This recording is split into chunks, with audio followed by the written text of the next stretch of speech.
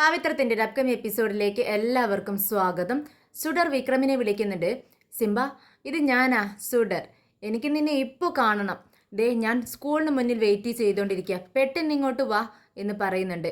ഇത് കേട്ടതും വിക്രമിന് ഒരുപാട് സന്തോഷമാവുന്നുണ്ട്. വിക്രം ചോദിക്കുന്നുണ്ട്, എന്താ മോളെ, നീ എന്നെ വെയിറ്റ് ചെയ്തുകൊണ്ടിരിക്കുകയാണോ? അപ്പം നിനക്കിന്ന് സ്കൂളില്ലേ? സ്കൂളൊക്കെ ഉണ്ട് സിംബ, എനിക്ക് നിന്നോടൊപ്പം കറങ്ങണം, ചുറ്റി കറങ്ങണം. ദേ, പെട്ടെന്ന് വാ. ആഹാ, ശരി, നീ അവിടെ വെയിറ്റ് ചെയ്യേ, ഞാൻ പെട്ടെന്ന് തന്നെ അങ്ങോട്ടേക്ക് വരാം എന്ന് പറഞ്ഞ് പെട്ടെന്ന് വിക്രം സുഡറിൻ്റെ അടുത്ത് എത്തുന്നുണ്ട്. സ്കൂളിന് മുന്നിലെത്തിയതും വിക്രം ആരെയും കാണുന്നില്ല. പെട്ടെന്ന് സുഡറും വിജിയും കൂടി ഒരു മരത്തിന് മറവിൽ നിന്നും പുറത്തേക്ക് ഓടി വരുന്നുണ്ട്. ഇത് കണ്ട് വിക്രം ചിരിക്കുന്നുണ്ട്. പെട്ടെന്ന് സുഡർ ഓടി വന്ന് സിംബ എന്ന് പറഞ്ഞ് വിക്രമിനെ കെട്ടിപ്പിടിക്കുകയാണ്. സിംബ, ഞാൻ എത്ര നേരമായി ഇവിടെ നിൽക്കുന്നു എന്നറിയാവോ? ശരി, ഞാനിങ്ങനെ വിളിക്കുമ്പോഴേക്കും നീ ഓടി വരുന്നു. നിനക്ക് വേറെ പണിയൊന്നുമില്ല സിംബ എന്ന് ചോദിക്കുകയാണ്. ഇത് കേട്ട് വിക്രം ഒന്നും മിണ്ടാതെ ചിരിയോടുകൂടി മോളെ നോക്കിക്കൊണ്ടിരിക്കുകയാണ്. പെട്ടെന്ന് വിജി പറയുന്നുണ്ട്, എന്താ മോളെ, വയസ്സിന് മുതിർന്നവരോട് ഇങ്ങനെയാണോ സംസാരിക്കുന്നത്? ഏയ്, അവൾ പറയട്ടെ മാഡം, അവൾ കുഞ്ഞല്ലേ. മോള് ചോദിച്ചോ, ഒരു കുഴപ്പമില്ല കേട്ടോ. പിന്നെ എനിക്ക് പണിയൊക്കെ ഉണ്ട്, ഒരുപാട് ജോലികളുണ്ട്. പക്ഷേ സുഡർമോള് കാണണമെന്ന് പറഞ്ഞാൽ ആ നിമിഷം ഞാൻ അവിടെ ഹാജരായിരിക്കും. എനിക്ക് മോളെ അത്രയ്ക്ക് ഇഷ്ടമാണ്. മോളെ കണ്ടതിന് ശേഷം ബാക്കി ജോലികളെല്ലാം ചെയ്യത്തുള്ളൂ. ഞാൻ വെറുതെ ഇരിക്കുമൊന്നും അല്ല കേട്ടോ, ഒരുപാട് ജോലികളുണ്ട്. ശരി സിംബ, ഇന്നെനിക്ക് നിന്നോടൊപ്പം ചുറ്റിക്കറങ്ങണം. ദേ, എവിടെ വേണമെങ്കിലും എന്നെ കൊണ്ടുപോകാം കേട്ടോ. ഇത് കേട്ടതും വിക്രം പറയുന്നുണ്ട്, നിനക്ക് എവിടെ പോകണം, നിനക്ക് എവിടെ പോകണം എന്ന് പറഞ്ഞാലും ഞാൻ അവിടെയെല്ലാം കൊണ്ടുപോകും. ഇത് കേട്ടതും വിജി പറയുന്നുണ്ട്, അതിന് അവൾക്ക് ഇവിടുത്തെ സ്ഥലങ്ങളൊന്നും അറിയത്തില്ലല്ലോ, അതുകൊണ്ട് എവിടെ പോകണമെന്ന് അവൾക്ക് അറിയത്തില്ല. നിന്നോടൊപ്പം കുറച്ച് സമയം സ്പെൻഡ് ചെയ്യണം, അതാണ് അവളുടെ ഉദ്ദേശം. അത് കേട്ടതും വിക്രം പറയുന്നുണ്ട്, ശരി, എന്നാൽ നമുക്കിവിടെ അടുത്തുള്ള ഇവിടെ ഏതെങ്കിലും അമ്പലത്തിൽ പോയാലോ? ഇത് കേട്ടതും സുഡർ ഓക്കെയാണ്. സുഡറിന് ഒരുപാട് സന്തോഷമാവുന്നുണ്ട്. ശരി, നമുക്ക് ഏതെങ്കിലും അമ്പലത്തിൽ പോവാം. അവിടെ വെച്ച് എനിക്ക് ദൈവത്തോടൊരു കാര്യം പറയാനുണ്ട്. ഇത് കേട്ടതും വിക്രം പറയുന്നുണ്ട്, ദൈവത്തോട് എന്താവശ്യം മോൾക്ക് പറയാനുള്ളത്? ഇത്ര കുഞ്ഞായി നിനക്കും ഒരുപാട് ആവശ്യങ്ങളൊക്കെ ഉണ്ടോ? ശരി, നീ ആ ആവശ്യം എന്നോട് പറ, ഞാനതെനിക്ക് സാധിപ്പിച്ച് തരാൻ പറ്റുമെങ്കിൽ സാധിപ്പിച്ച് തരാം. ഇത് കേട്ടതും സുഡ പറയുന്നുണ്ട്, എനിക്ക് എൻ്റെ അച്ഛനെ വേണം. എൻ്റെ അച്ഛനെ ഞാൻ ഇതുവരെ കണ്ടിട്ടില്ല. ഇത് കേട്ടതും വിക്രം പറയുന്നുണ്ട്, ശരി, ആ ഒരു കാര്യം എനിക്ക് ഒരിക്കലും സാധിപ്പിച്ച് തരാൻ പറ്റത്തില്ല. നീ അത് ദൈവത്തോട് തന്നെ പറ. ശരി, നമുക്ക് പോവാമെന്ന് പറഞ്ഞ് രാജേട്ടനും അനിയൻകുട്ടനും വിക്രമും വിജിയും എല്ലാവരും കൂടെ മോളെയും കൊണ്ട് അമ്പലത്തിലെത്തുന്നുണ്ട്. അമ്പലത്തിലെത്തി നടക്കുമ്പോൾ തോറും മോൾ ഓരോ സംശയങ്ങളെ ദൈവത്തെക്കുറിച്ചൊക്കെ ഇങ്ങനെ ചോദിച്ചുകൊണ്ടേ വിക്രമിന് എല്ലാത്തിനും മറുപടി കൊടുക്കുന്നുണ്ട്. അപ്പോൾ വിജി സംസാരിക്കാതിരിക്കും, മോളെ നീ എന്താ ഇങ്ങനെയൊക്കെ ചോദിച്ചുകൊണ്ടിരിക്കുന്നത്, അവരെ ബുദ്ധിമുട്ടിക്കല്ലേ എന്നൊക്കെ പറയുന്നുണ്ട്. പക്ഷേ വിക്രം സമ്മതിക്കുന്നില്ല.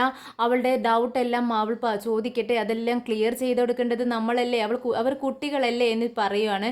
അങ്ങനെ ദൈവത്തിൻ്റെ മുന്നിലെത്തിയതും മോള് പറയുന്നുണ്ട്, ഞാൻ ദൈവത്തിൻ്റെ ചെവിയിൽ ചോദിച്ചാൽ എനിക്ക് ആ കാര്യം ദൈവം സാധിപ്പിച്ച് തരുമായിരിക്കും അല്ലേ, ഞാൻ ചോദിക്കട്ടെ പോയിട്ടെന്ന് പറയുമ്പോൾ വിക്രം പറയുന്നുണ്ട്, ശരി, നീ ചെല്ല്, നിനക്ക് എന്താ ചോദിക്കാനുള്ളത്? എനിക്ക് എൻ്റെ അച്ഛനെ വേണം, ഞാൻ പറഞ്ഞില്ലേ, ആ ഒരേ ഒരു കാര്യമാണ് എനിക്ക് ദൈവത്തോട് ചോദിക്കാനുള്ളത് എന്ന് പറഞ്ഞുകൊണ്ട് ദൈവത്തിൻ്റെ ചെവിയിൽ ചെന്ന് മോൾ ഇങ്ങനെ പറയുന്നുണ്ട്, ദൈവമേ, ഞാനിവിടെ വന്നത് എൻ്റെ അച്ഛന് വേണ്ടിയാണ്.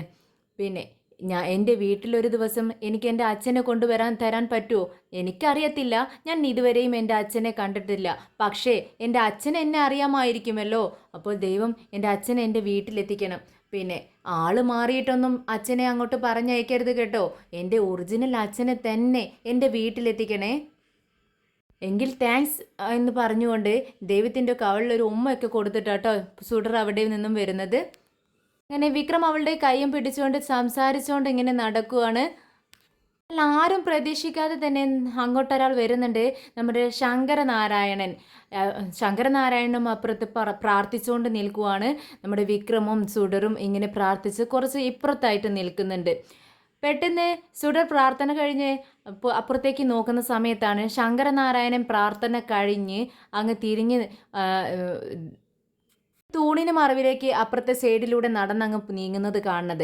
പെട്ടെന്ന് കുട്ടി മുത്തശ്ശ എന്ന് വിളിക്കുന്നുണ്ട്.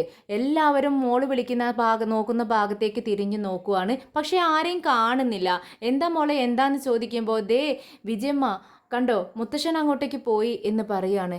അപ്പോൾ നമ്മുടെ വിജിക്ക് മനസ്സിലായി മുത്തശ്ശൻ എന്ന് വിളിക്കുന്നത് നമ്മുടെ ശങ്കരനാരായൺ വേദയുടെ അച്ഛനെയാണ്. വിജിക്ക് ആകെ പേടിയാവുന്നുണ്ട്. തങ്ങളെ എങ്ങാനും വെച്ച് വേദയുടെ അച്ഛൻ കണ്ടാൽ വേദയോട് അത് പറഞ്ഞു കൊടുക്കുമോ എന്നുള്ള പേടിയാണ് വിജിയുടെ മനസ്സിൽ നിറയെ. പെട്ടെന്ന് വിക്രം പറയുന്നുണ്ട്, മോളെ ആരെ നീ വിളിക്കുന്നത്? അത് മുത്തശ്ശനെ ഞാനവിടെ കണ്ടു. ഇല്ലല്ലോ, ഞങ്ങൾക്കാരെയും അവിടെ കാണുന്നില്ലല്ലോ. എന്നാൽ വാ നമുക്ക് പോയി നോക്കാം എന്ന് പറഞ്ഞുകൊണ്ട് വിക്രം മോളെ വാരി എടുക്കുന്നുണ്ട്. എന്നിട്ട് അപ്പുറത്തേക്ക് നടക്കാൻ മോള് പറയുന്ന സ്ഥലത്തേക്ക് നടക്കുന്നുണ്ട്. പക്ഷെ ആരെയും കാണുന്നില്ല. അവർ എല്ലായിടത്തും തിരയുന്നുണ്ട്. എന്നാൽ കുറച്ചകലെയായി ശങ്കരനാരായണൻ ഒരാളോട് സംസാരിച്ചുകൊണ്ട് നിൽക്കുമായിരുന്നു. സംസാരം കഴിഞ്ഞ് തിരിഞ്ഞു നോക്കുന്നതും നമ്മുടെ വിക്രമും സുഡറും കളിച്ചുകൊണ്ടിരിക്കുന്നതാണ് ശങ്കരനാരായണൻ കാണുന്നത്. ശങ്കരനാരായണൻ ദൈവത്തോട് പ്രാർത്ഥിച്ചതേയുള്ളൂ, ദൈവമേ എൻ്റെ മോളെ അവളുടെ അച്ഛൻ്റെ അടുത്ത് എത്തിക്കണേ, എൻ്റെ സുഡർ മോളെ അവളുടെ അച്ഛനെയും കൂട്ടിച്ചേർക്കണേ എന്ന് പ്രാർത്ഥിച്ചങ്ങ് കൈയെടുത്തതേയുള്ളൂ. അപ്പോഴേക്കും രണ്ടുപേരെയും കളിച്ചുകൊണ്ടിരിക്കുന്നത് കാണുമ്പോൾ ശങ്കരനാരായണൻ്റെ കണ്ണുകളിൽ നിന്നിങ്ങനെ കണ്ണുനീര് വരുന്നുണ്ട് സന്തോഷം കൊണ്ട്. സുഡർ എന്ന് കൈനീട്ടിക്കൊണ്ട് ശങ്കരനാരായണൻ വിളിക്കാനായി തുനിയുന്നു. അപ്പോഴേക്കും പിറകിൽ നിന്നും അച്ഛ എന്നുള്ള വിളി കേൾക്കുവാണ്. പെട്ടെന്ന് തിരിഞ്ഞു നോക്കുമ്പോൾ അത് വിജിയായിരിക്കും. അച്ഛ മീണ്ടല്ലേ അച്ഛ? മോളെ അത് അത് എന്നിങ്ങനെ ശങ്കരനാരായണൻ പറയാനായി ഇങ്ങനെ വരുന്നുണ്ട്. അപ്പോഴേക്കും വിജി പറയുന്നുണ്ട്, അത് മോള് അദ്ദേഹത്തോടൊപ്പം കുറച്ച് നാളായി ഇങ്ങനെ പഴകാൻ തുടങ്ങിയിട്ട്. അദ്ദേഹം ആരാണെന്നോ എന്താണെന്നോ അറിയത്തില്ല. എനിക്കറിയാവുന്ന ഒരു വിവരം, അദ്ദേഹത്തിൻ്റെ പേര് വിക്രം. കുറച്ച് അടിപിടിയൊക്കെ ആയിട്ട് നടക്കുന്ന ആളാണ്. എങ്കിലും നമ്മുടെ സുഡറിന് അവനെ ഒരുപാട് ഇഷ്ടമാണ്. അവനക്ക് സുഡർ എന്ത് പറഞ്ഞാലും അവൻ ചെയ്യും. അവന് ജീവനാണ് സുഡർ എന്ന് പറഞ്ഞാൽ. അച്ഛൻ ഇക്കാര്യം വേദയോട് പറയരുത്. വേദ അറിഞ്ഞാൽ ആകെ പ്രശ്നമാവും. വേദ ഇങ്ങോട്ട് വരുന്ന സമയത്ത് ഒറ്റ കാര്യമേ പറഞ്ഞിട്ടുള്ളൂ, സുഡറിനെ ആരോടുമായും പഴകാൻ പാടില്ല, അവൾ ആരുമായും ഇടപഴകി ജീവിക്കരുത് എന്ന് മാത്രമാണ് അവളുടെ ആഗ്രഹം. അവൾ ഒറ്റയ്ക്ക് ജീവിക്കണമെന്നാണ് അവൾ പറയുന്നത്. പക്ഷേ ഇവിടെ വന്നപ്പോൾ യാദൃശ്ചികമായി ഇങ്ങനെയെല്ലാം സംഭവിച്ചു. അച്ഛൻ ഇത് അവളോട് പറയരുത്, പ്ലീസ് അച്ഛ എന്നിങ്ങനെ പറയുകയാണ് വിജി. എന്നാൽ ഇതെല്ലാം കേട്ട് സങ്കടവും സന്തോഷവും ഒരുമിച്ച് വരുവാണ് ശങ്കരനാരായണന്റെ മുഖത്ത്. എന്നിട്ട് ശങ്കരനാരായണൻ വീക്കിക്കൊണ്ട് പറയുന്നുണ്ട്, അത് അത് ആരാണെന്ന് നിനക്കറിയാവോ? അതാണ് വേദയുടെ ഭർത്താവ് വിക്രം. അതായത് നമ്മളുടെ സുഡർമോളുടെ അച്ഛൻ. ഇതങ്ങ് കേട്ടതും വിജിക്കും ഒരുപാട് സന്തോഷമാവുകയാണ്. അച്ഛൻ പറഞ്ഞത് ശരിയാണോ? അതെ മോളെ, ഇതാണ് സുഡർമോളുടെ അച്ഛൻ. ഇപ്പോൾ ഏത് നിമിഷവും ഞാൻ ദൈവത്തോട് പ്രാർത്ഥിച്ചിരുന്ന ഒരേ ഒരു കാര്യമാണ് ഇതാ. ഈ നിമിഷവും ഞാൻ ദൈവത്തോട് പറഞ്ഞു, എൻ്റെ സുഡർ മോളെയും അവളുടെ അച്ഛനെയും ഒരുമിപ്പിക്കണേ എന്ന്. പക്ഷേ പറഞ്ഞ് നാവെടുക്കുന്നതിന് മുൻപേ ഞാൻ കണ്ട കാഴ്ച ഇതാണല്ലോ. ദൈവം അത് സാധിപ്പിച്ചു തന്നല്ലോ. എനിക്ക് ഒരുപാട് സന്തോഷമായി. അവർ പരസ്പരം അറിയാതെയാണെങ്കിലും അവർ ഒരുത്തനായി അത്രയേറെ ഇഷ്ടപ്പെടുന്നില്ലേ പരസ്പരം. ഇനി വിജി അവനക്ക് മോൾക്ക് എന്തായാലും അച്ഛനാണ് വിക്രമെന്ന് അറിയുന്നുണ്ടാവില്ല. പക്ഷേ വിക്രമിനെ ഇത് തൻ്റെ മോളാണെന്ന് അറിഞ്ഞുകൊണ്ട് തന്നെയാണോ ഈ സ്നേഹിക്കുന്നത് എന്നിങ്ങനെ ചോദിക്കാട്ടോ.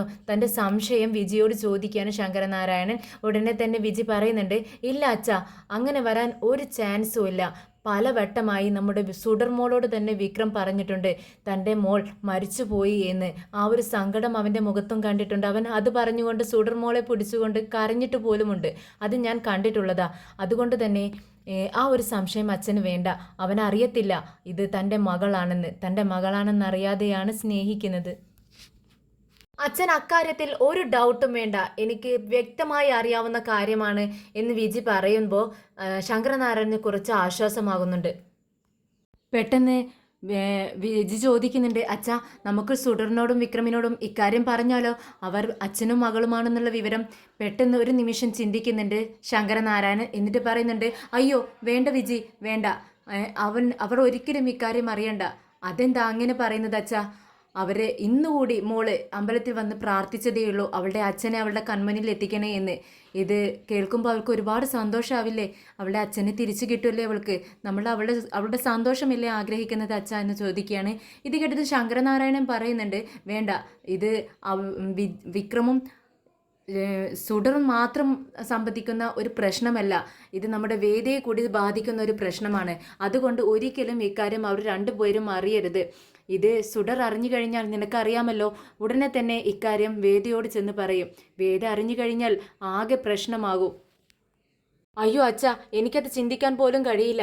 ഇത് വേദ അറിഞ്ഞു കഴിഞ്ഞാൽ അവളൊരു രാക്ഷസിയായി മാറും. എനിക്ക് അവളുടെ സ്വഭാവം അറിയാവുന്നതല്ലേ. വേണ്ട, ഒരിക്കലും ആരും അറിയണ്ട. ഉടനെ ശങ്കരനാരായണൻ പറയുന്നുണ്ട്, ഇക്കാര്യം വേദ അറിഞ്ഞു കഴിഞ്ഞാൽ ചിലപ്പോൾ അവൾ മോളെയും കൂട്ടി കർണാടകയിലേക്ക് തിരിച്ചു പോകാൻ സാധ്യതയുണ്ട്. വേണ്ട മോളെ, ഇതാരും അറിയണ്ട. അവൾ 8 വർഷത്തിന് ശേഷം ഞങ്ങളോടൊപ്പം വന്നു ചേർന്നിരിക്കുന്നത്. ഇവളെ ഞങ്ങൾക്ക് ഇങ്ങനെ തന്നെ ഇവർ രണ്ടുപേരെയും ഒത്തിരി നാൾ കാണണമെന്ന് ആഗ്രഹമുണ്ട്. അതുകൊണ്ട് ഇക്കാര്യം വേദയും വിക്രമും സുഡറും അറിയണ്ട, ആരും തന്നെ അറിയണ്ട. അപ്പോൾ വിജി ചോദിക്കുന്നുണ്ട്, അച്ഛാ അത് ക്രൂരതയല്ലേ അച്ഛാ? മോളെ വിക്രമും ഇത്രയും അടുത്ത് വന്നിട്ട് അവളെ അറിയണ്ടേ അച്ഛാ എന്ന് വീണ്ടും ചോദിക്കുന്നുണ്ട്. അപ്പോൾ ശങ്കരനാരായണൻ പറയുന്നുണ്ട്, അറിയണം. അറിയരുത് എന്നല്ല ഞാൻ ആഗ്രഹിക്കുന്നത്. അവൾ അറിയുന്ന നിമിഷം അന്നേരം അറിയട്ടെ. നമ്മൾ പറഞ്ഞ് അവരറിയണ്ട. കണ്ടില്ലേ, നീ അങ്ങോട്ട് നോക്ക്, അവർ രണ്ടുപേരും എത്ര സന്തോഷത്തോടെയാണ് ഇരിക്കുന്നത്. ഇതിൽ നമ്മളാരും അവർ ചേർത്ത് വെച്ചതല്ലല്ലോ, ദൈവമായിട്ട് അവരെ ചേർത്ത് വെച്ചതാണ്. ഇനിയും ദൈവം തന്നെ കണക്ക് കൂട്ടിയിട്ടുണ്ടാവും. ദൈവം വിചാരിക്കുന്നത് പോലെ നടക്കട്ടെ, സ്വയം അവർ തിരിച്ചറിയട്ടെ. ശരി അച്ഛാ, ശരി എങ്കിൽ ഞാൻ വേദിയോടോ മോളോടോ വിക്രമിനോടോ ഇക്കാര്യം പറയത്തില്ല. പക്ഷേ അച്ഛനും പറയരുത് കേട്ടോ. ഇല്ല എന്ന് പറഞ്ഞ് രണ്ടുപേരും ഒരു അണ്ടർസ്റ്റാൻഡിങ്ങിൽ എത്തുവാണ്. പിന്നീട് വിക്രമും സുഡർമോളും കളിച്ച് ചിരിച്ചിരിക്കുന്നത് കണ്ട് അവർക്ക് രണ്ടുപേർക്കും വലിയ സന്തോഷമാവുകയാണ്. സുഡർ വീട്ടിലെത്തിയതും ഡാൻസ് പ്രാക്ടീസ് ചെയ്യുന്നു. ഇത് കണ്ടുകൊണ്ടാണ് പുറത്തു നിന്നും വേദ അകത്തേക്ക് കയറി വരുന്നത്. മോള് ഡാൻസ് പാട്ടൊക്കെ വെച്ച് ഡാൻസ് ചെയ്യുന്നത് കണ്ട് വേദ ചോദിക്കുന്നുണ്ട്, എന്താ വലിയ സന്തോഷത്തിലാണല്ലോ, തകൃതിയായി ഡാൻസ് പ്രാക്ടീസൊക്കെ നടക്കുന്നുണ്ടല്ലോ, എന്താ വിശേഷം എന്ന് ചോദിക്കുകയാണ്. ഉടനെ തന്നെ വിജി പറയുന്നുണ്ട്, ദേ വേദേ, നീ ചെന്ന് ഫ്രഷ് ആയിട്ട് വാ, പെട്ടെന്ന് വാ, എന്നിട്ട് വേണം നീയും മോളും ഒരുമിച്ച് ഡാൻസ് പ്രാക്ടീസ് ചെയ്യാൻ. ഉടനെ വേദ ചോദിക്കുന്നുണ്ട്, എന്താ വിജി ചേച്ചി പറയുന്നത്? മോൾ ഡാൻസ് പ്രാക്ടീസ് ചെയ്യുന്നത് സ്കൂളിൽ എന്തെങ്കിലും ആവശ്യത്തിനാണെന്ന് കരുതാം, പക്ഷെ ഞാൻ എന്തിനാ മോളോടൊപ്പം പ്രാക്ടീസ് ചെയ്യുന്നത്? ഇത് കേട്ടതും സുഡർ ചോദിക്കുന്നുണ്ട്, അല്ല വിജയമ്മേ, നീ വേദയോട് ഇതൊന്നും പറഞ്ഞിട്ടില്ലേ? അപ്പോൾ വിജയൻ ചോദിക്കുന്നുണ്ട്, നീയും പറഞ്ഞില്ലേ? ഞാൻ വിചാരിച്ചു നീ പറഞ്ഞിട്ടുണ്ടാവുമെന്ന്. ഞാൻ പറഞ്ഞിട്ടുണ്ടായിരുന്നു മുൻപ്, എന്താ കാര്യമെന്ന് വേദ ചോദിക്കുന്നുണ്ട്. അത് മോളുടെ സ്കൂളിലെ ആനുവൽ ഡേ ഫംഗ്ഷൻ നാളെ നടക്കുന്നുണ്ട്. നാളെയോ? എന്നിട്ട് എന്താ നീ പറയാതിരുന്നെന്ന് ചോദിക്കുമ്പോൾ മോള് പറയുന്നുണ്ട്, 2 ദിവസം മുൻപ് ഞാൻ പറഞ്ഞിട്ടുണ്ടായിരുന്നു, അമ്മ ശ്രദ്ധിക്കാത്തതുകൊണ്ടാ എന്നിങ്ങനെ മോള് പറയുന്നുണ്ട്. ഉടനെ തന്നെ വിജി പറയുന്നുണ്ട്, ആനുവൽ ഡേ ഫംഗ്ഷന് പാരൻസ് കമ്പൾസറി ആയി പങ്കെടുക്കണമെന്ന് പറഞ്ഞിട്ടുണ്ട്. പാരൻസ് കുട്ടികളോടൊപ്പം പെർഫോമൻസ് ചെയ്യണമെന്നും പറയുന്നുണ്ട്. നീ ഒരു അരമണിക്കൂർ അഡ്ജസ്റ്റ് ചെയ്യണം, പിന്നീട് ഞങ്ങൾ മാനേജ് ചെയ്തോളാം എന്ന് പറയുമ്പോൾ വേദ പറയുന്നുണ്ട്, എന്താ വിജി ചേച്ചി പറയുന്നത്? ഞാൻ മോളോടൊപ്പം ഡാൻസ് പ്രാക്ടീസ് ചെയ്യാനോ? ഞാനൊരു കളക്ടർ അല്ലേ?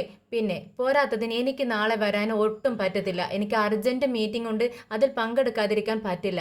ഞാൻ അവിടെ ആയിരിക്കും, എനിക്ക് വരാൻ പറ്റത്തില്ല. ഇത് കേട്ടതും മോൾക്ക് ആകെ സങ്കടമാവുന്നുണ്ട്. അപ്പോൾ വേദിക്ക് എൻ്റെ ഫംഗ്ഷൻ അല്ല പ്രധാനമല്ലേ, മീറ്റിംഗ് ആണ് പ്രധാനം. ഞാൻ വേദിക്ക് ഒട്ടും പ്രധാനം ഉള്ള ആളല്ല അല്ലേ, അതുകൊണ്ടല്ലേ ഇങ്ങനെയൊക്കെ പറയുന്നത് എന്ന് പറഞ്ഞ് പിണങ്ങി അവിടെ നിന്നും ഇറങ്ങി പോവുകയാണ്. സുഡർ, നിൽക്ക് സുഡർ എന്നിങ്ങനെ വിജി വിളിക്കുന്നുണ്ട്. പക്ഷേ സുഡർ അത് ശ്രദ്ധിക്കാതെ പോകുന്നുണ്ട്. ഇത് കണ്ട് വേദ ചോദിക്കുന്നുണ്ട്, എന്താ വിജി ചേച്ചി ഇവളിങ്ങനെ, ഞാൻ പറയുന്ന കാര്യങ്ങളൊന്നും അവൾക്ക് മനസ്സിലാവുന്നില്ലല്ലോ എന്ന് ചോദിക്കുകയാണ്. ഇത് കേട്ടിട്ട് വിജി പറയുന്നുണ്ട്, അവളാണോ നീയാണോ മനസ്സിലാക്കേണ്ടത്?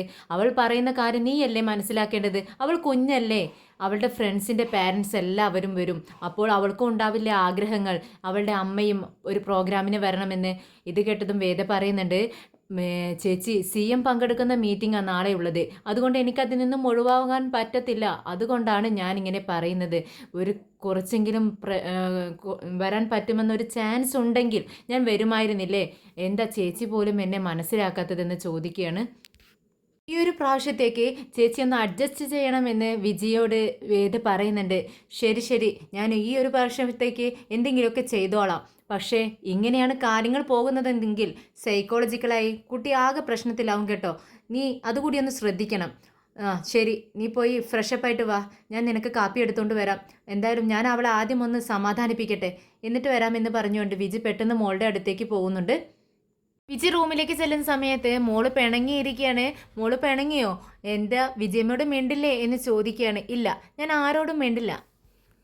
വിജി തന്നെ അമ്മ തന്നെ പറ, എൻ്റെ അമ്മ എന്നോടൊപ്പം പെർഫോമൻസ് ചെയ്യണമെന്നല്ലേ എച്ച് എം പറഞ്ഞിട്ടുള്ളത്. എന്നിട്ടെന്താ വിജിയമ്മ അമ്മ വിളിച്ചപ്പോൾ വരാത്തതെന്ന് ചോദിക്കുകയാണ്. അത് വേദയ്ക്ക് ഒരുപാട് തിരക്കുണ്ടെന്ന് പറഞ്ഞില്ലേ, ഒരു അർജൻറ്റ് മീറ്റിംഗ്, അത് ഒഴിവാക്കാൻ പറ്റില്ല. അത് മോള് മനസ്സിലാക്കേണ്ടതല്ലേ. അപ്പോൾ എൻ്റെ അമ്മ വേദയാണെന്ന് വിജയമ്മ തന്നെയല്ലേ പറഞ്ഞത്. എൻ്റെ അമ്മ തന്നെ വന്ന് ഡാൻസ് കളിക്കണ്ടേ, അപ്പോൾ ഞാൻ എന്ത് ചെയ്യും? ഇത് കേട്ട് വിജി പറയുന്നുണ്ട്, ഞാൻ കളിക്കാടാ നിൻ്റെ കൂടെ ഡാൻസ്. അപ്പോൾ അതെങ്ങനെ പറ്റും വിജയമ്മ തന്നെയല്ലേ പറഞ്ഞത് എൻ്റെ വേദമ്മയാണ് എന്നോടൊപ്പം ഡാൻസ് കളിക്കേണ്ടതെന്ന്. അപ്പോൾ പിന്നെ എച്ച് എം അതിന് സമ്മതിക്കുമോ എന്ന് ചോദിക്കുകയാണ്. അപ്പോൾ അവരൊക്കെ ചോദിക്കുമ്പോൾ നമ്മൾ എന്ത് മറുപടി പറയും എന്ന് ചോദിക്കുന്നുണ്ട് സുഡർ. ഇത് കേട്ടതും വിജി പറയുന്നുണ്ട്, എടാ അവർക്കൊന്നും അറിയില്ല വേദയാണ് തൻ്റെ അമ്മയെന്ന്. എല്ലാവരും മോളെയും കൊണ്ട് ഞാൻ വരുന്നത് കണ്ടത് എല്ലാവരും വിചാരിച്ചിരിക്കുന്നത് ഞാനാണ് നിൻ്റെ അമ്മയെന്ന. അതുകൊണ്ട് ആരും ഒന്നും പറയില്ല. ഞാൻ നിന്നോടൊപ്പം ഡാൻസ് കളിക്കുന്നു, നമുക്ക് പെട്ടെന്ന് പോയി പ്രാക്ടീസ് ചെയ്യാം, എന്നിട്ട് അടിച്ച് പൊളിക്കാം. എന്താ ഓക്കെ ആണോ എന്ന് ചോദിക്കുകയാണ്. ഇത് കേട്ടതും സുഡർ പറയുന്നുണ്ട്, അങ്ങനെയാണെങ്കിൽ ഓക്കെ, നമുക്ക് അടിച്ച് പൊളിക്കാം, വാ. പിന്നെ പക്ഷേ വേറൊരു കാര്യമുണ്ട്, ഞാൻ ഒരു ദിവസത്തേക്ക് വേദയോട് മിണ്ടത്തില്ല. അങ്ങനെയാണെങ്കിൽ ഓക്കെ, അതെന്തെങ്കിലുമൊക്കെ ആവട്ടേടാ, ഒരു ദിവസത്തേക്കല്ലേ, ശരി നീ മിണ്ടണ്ട, നമുക്ക് പോയിട്ട് പ്രാക്ടീസ് ചെയ്യാം, വാടാ എന്ന് പറഞ്ഞുകൊണ്ട് വിജി മോളുടെ കൈ പിടിച്ചുകൊണ്ട് അവളെ സമാധാനിപ്പിച്ച് പ്രാക്ടീസ് ചെയ്യാൻ പോവുകയാണ്.